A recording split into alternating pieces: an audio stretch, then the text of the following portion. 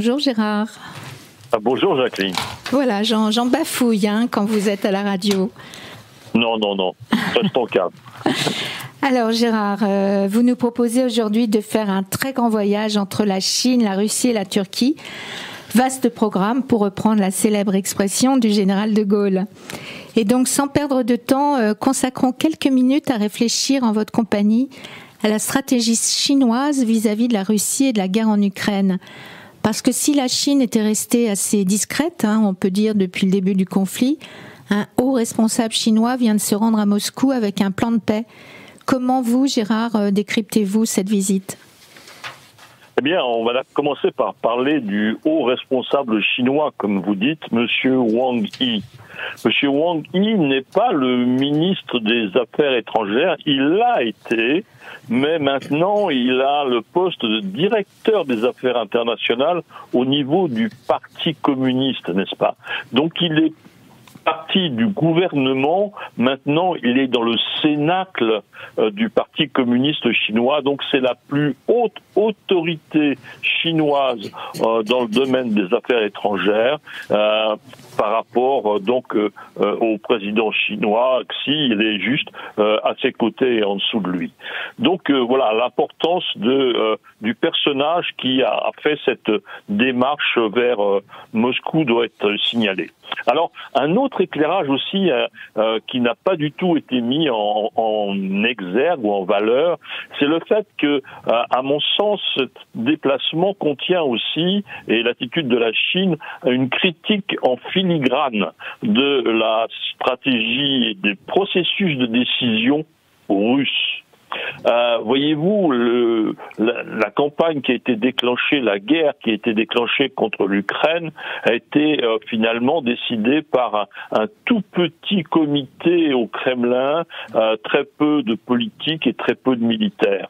Et donc ce déséquilibre a créé un déséquilibre que l'on connaît sur le terrain de difficulté. Et alors que la Chine s'inscrit dans un processus de négociation intérieure quand il y a de grandes négociations à faire et des grandes décisions à prendre. Donc il y a ce point-là. Maintenant, effectivement, troisièmement, il y a l'image de la Chine. Nous avons une image de la Chine autour de la force, de la répression à Hong Kong, de la répression contre les Ouïghours et du pouvoir militaire autour de Taïwan.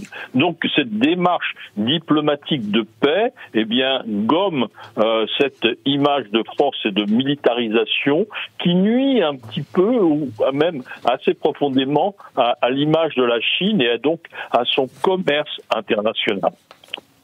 Enfin, elle souhaite par des négociations et l'arrêt des opérations militaires, qu'il y ait finalement un arrêt des combats, parce que ces combats, cette guerre sont vraiment très négatifs sur l'économie mondiale et donc sur l'économie chinoise.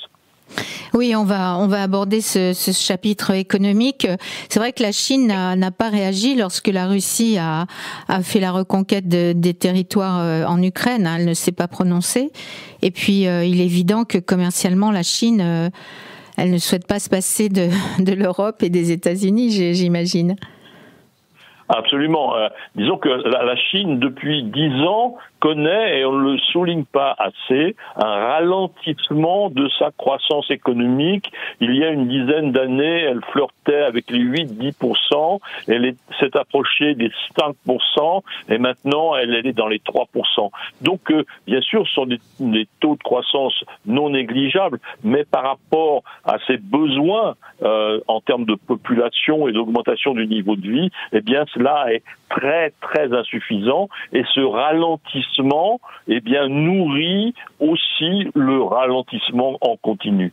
Donc finalement ça s'inscrit aussi ces problèmes de démographie, diminution de la population chinoise, vieillissement accéléré. Oui, oui. Donc ça veut dire une diminution du marché intérieur. Donc il faut impérativement compenser cela par des performances extérieures et donc que l'arrêt des combats interviennent, parce que la priorité doit être remise sur les routes de la soie, donc la pénétration, les voies de pénétration de la Chine vers le cœur du continent euro-asiatique et vers l'Europe de l'Ouest, et de cela on parle beaucoup moins, donc il faut que les combats s'arrêtent.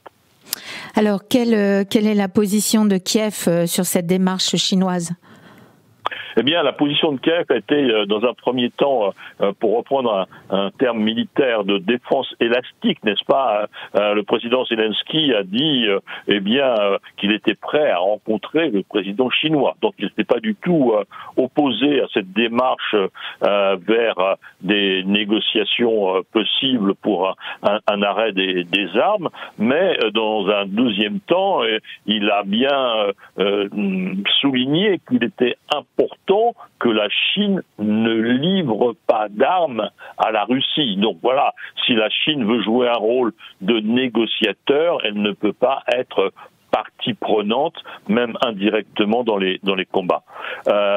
Enfin, cette initiative chinoise, ne convient pas forcément en termes de rapport de force à l'Ukraine. Donc, elle a souligné, l'Ukraine a souligné que finalement, celui qui doit décider d'une démarche de négociation, c'est le pays qui est agressé. Et donc, l'Ukraine entend avoir l'initiative du processus de paix et ne pas la laisser, cette initiative, au gouvernement chinois. Donc, nous sommes dans un processus. Il y a possiblement une visite du président chinois à Moscou très prochainement, en mars. Ira-t-il aussi jusqu'à Kiev? Donc là, on est dans un processus qui pourrait être très très important pour mettre fin à ce conflit. Mais donc, au-delà des esquisses de plans pour suspendre les combats, le terrain militaire devra rendre un verdict. Or, pour le moment, on est militairement dans le statu quo. Le moment est donc favorable pour un premier essai de diplomatie. Voilà, donc comme je vous le dis depuis un an, affaire à suivre, Gérard, pour cette suite du conflit russo-ukrainien.